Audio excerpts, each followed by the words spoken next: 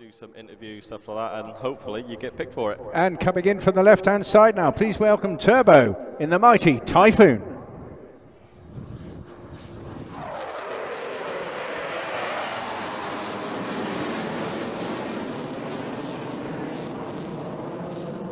And that's the way to arrive at an air show, and I'm sure he'll leave in similar style as well. Well, if you look underneath the wings when you get time, you don't get much time to talk about it in this. Then you'll see the hard points with the ASRAAM, the AMRAAM, the Storm Shadow, the Brimstone, the Paveway, Laser guided bombs, and of course the 27mm Moser cannon.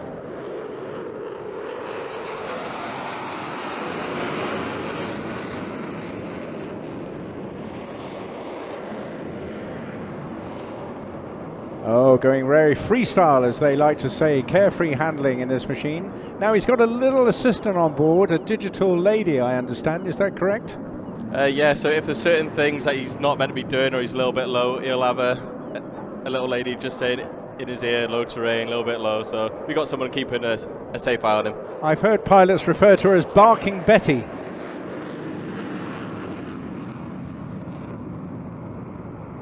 And of course, you're regularly seeing up the jet pipe of 40,000 pounds of thrust from those two EJ200 turbofans at the same time as he maneuvers this through an incredibly small area of airspace.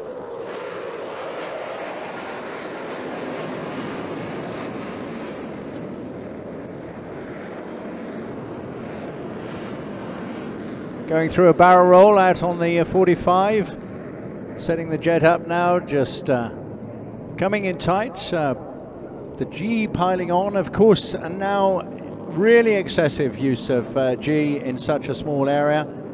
Up to 9G, that's 9 times your body weight.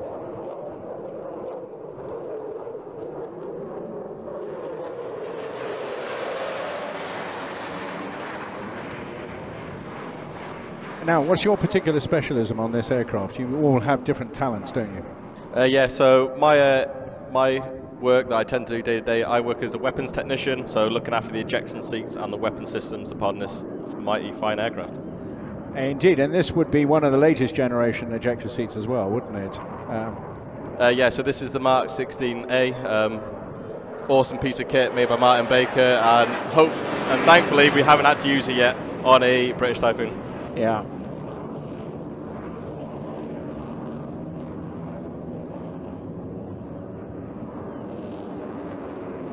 Well, of course, one of their capabilities every day, whilst they give up their time at weekends to let us enjoy these extraordinary aircraft. Of course, let's not forget that he has daytime duties training other pilots and, of course, being on QRA as well. That's Quick Reaction Alert.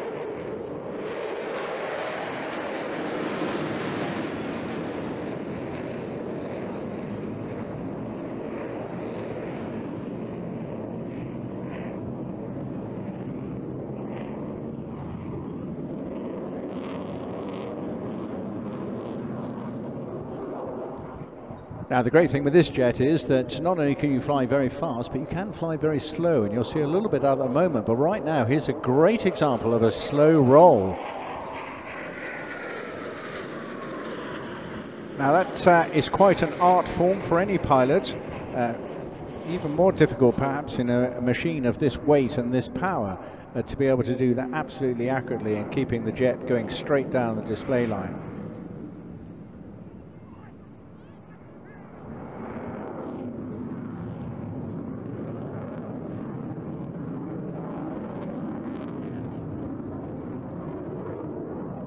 Now you can hear the throttles coming off a little bit, going into a very slow barrel.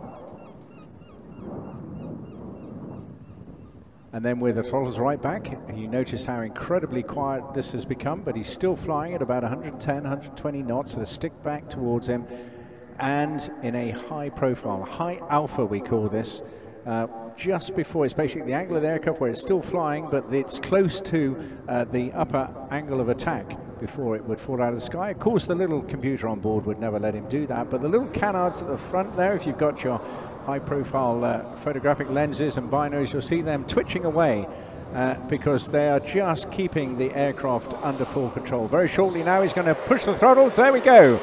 Back into full reheat.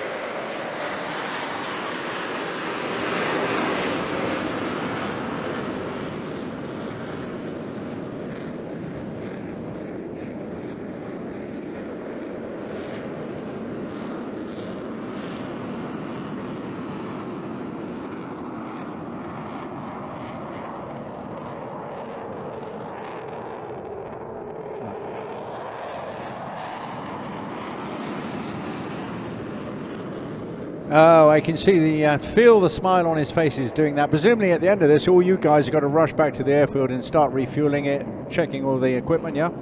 Yeah, so the guys back at the working out of Southend this weekend, they'll be giving it a good service, a good look over once he's landed. Yeah, okay, but you've got a spare? We do have a spare. Ah, that's great. We saw you Thursday actually beating up the area. Oh, look at this magnificent stuff. He's going to push away from here now, and the G will really, really affect him. That's another nosebleed turn that he put in there, and absolutely outstanding stuff. Now, you can do a lot to protect yourself and mitigate against positive G, but you cannot do anything about negative G. It's a very hard thing. You just have to get used to it and endure it. So, as I say, a lot of physical fitness training goes into it, plus the mitigation. He's got chest piece, leg piece, even the socks help a little bit as well.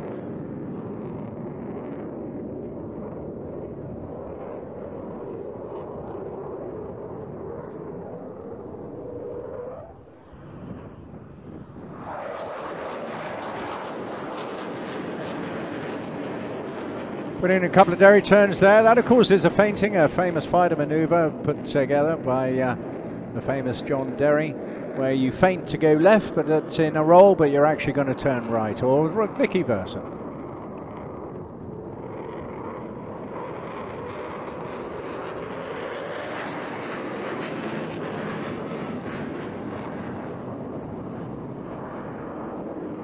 See all the swath coming off the top of the wings there. We're in a very humid atmosphere, and that is the air condensing as he's pulling high G in this maximum rate turn.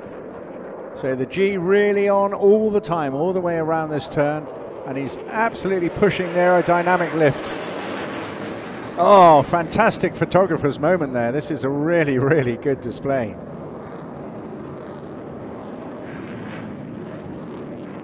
They're coming round for his finale now, which is something that I think you'd all love to. Have you been in the back seat during one of these practices? Not during a practice, but I have had the privilege of having to go in the back seat of a normal sortie. Yeah, it must have been fantastic. Well, I reckon he's going to go full throttle now, pointed at us, and then just reach for the sky, because we have clearances in place to enable Turbo just to set this jet on its tail and say farewell, Airborne, see you tomorrow.